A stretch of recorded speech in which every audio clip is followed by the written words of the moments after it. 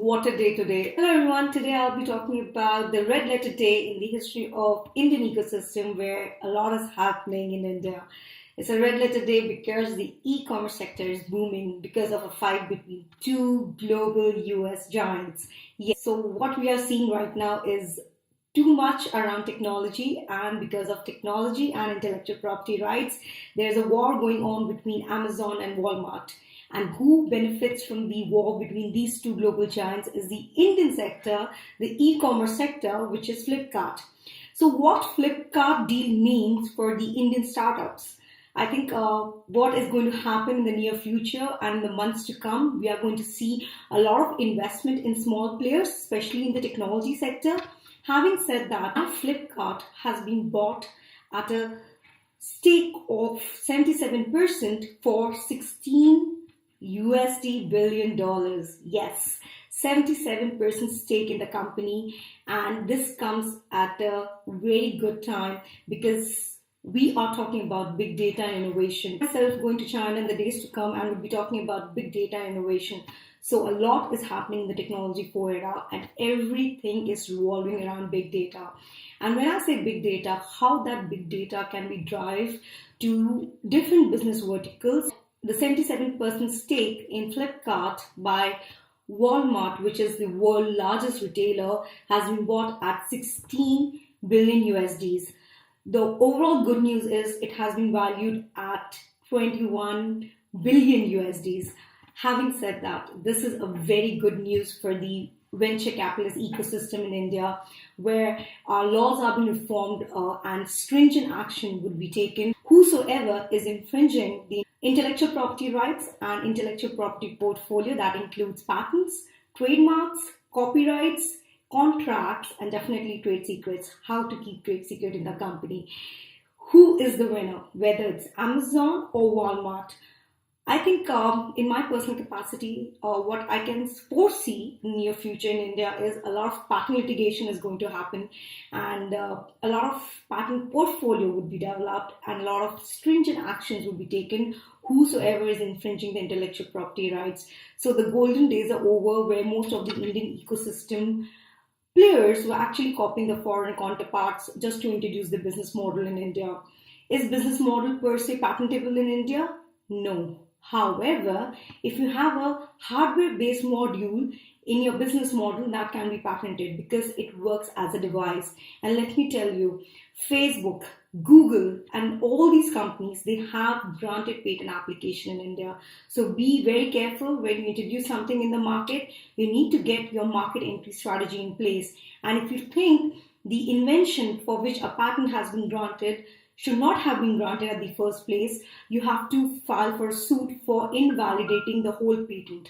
So what I foresee in the near future, again, foreign law firms are going to enter India because anyhow, India is a population of 1.34 billion people.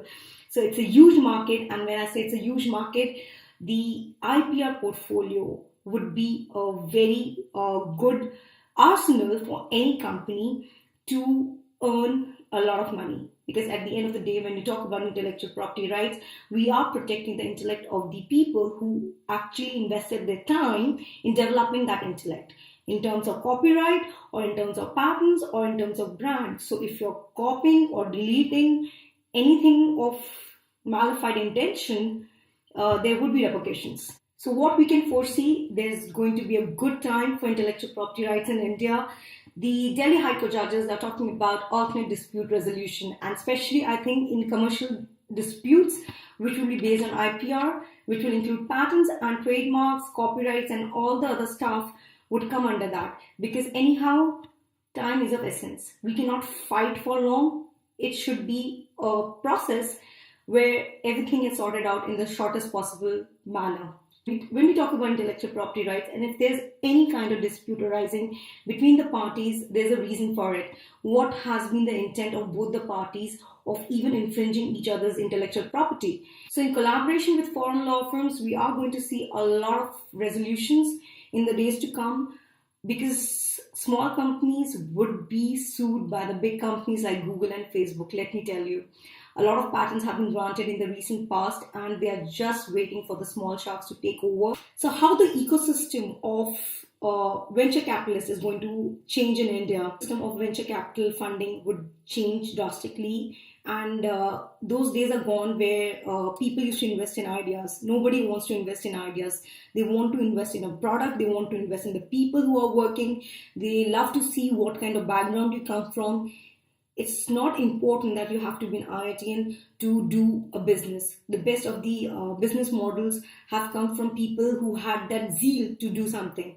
If I talk about Flipkart again, the three players who are exiting at 8 billion USDs are ASL Partners, Tiger Global Management, and the later stage entrant was SoftBank.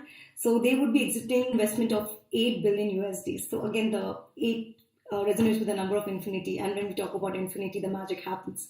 Why I say so? Because I like to study about Nikola Tesla, and what I have gathered over the years is there is something special about this number 8. If you see the kind of sales and the business models across the world, even if you see the Sensex, if you see the Nifty, the number 8 resonates with our stuff. So that is something I do apart from whatever work I do. Walmart buying Flipkart big data at this cost. What are the implications? Future of retail depends upon how they utilize the big data which has been saved by Flipkart. So these companies, the big sharks, what they do is they have their own servers. When I say they have their own servers, so all the data is stored in their servers.